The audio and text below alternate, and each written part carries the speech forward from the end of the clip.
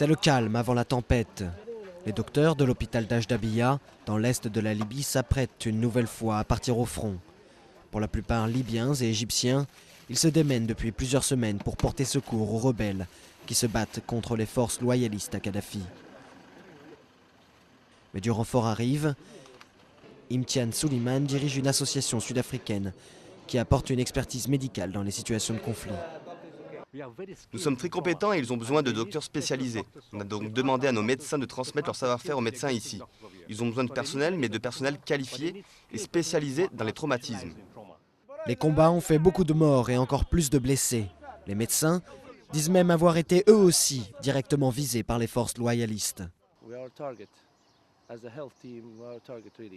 Nous sommes une cible. En tant qu'équipe médicale, nous sommes une cible, vraiment. Les hôpitaux et les ambulances sont les cibles des bombardements par les bateaux et les tanks de Kadhafi. Les médecins estiment que l'aide humanitaire n'arrive pas assez vite, dans un pays à la renverse. S'il y a beaucoup de réfugiés à la frontière, avec des familles et des enfants, c'est étrange qu'il n'y ait pas eu d'aide humanitaire pour ces gens-là. C'est plutôt un lieu sûr à la frontière. Je ne sais pas pourquoi il n'y a pas plus d'aide. Malgré le risque pour leur propre vie, ils partent encore une fois, déterminés à sauver celle des autres.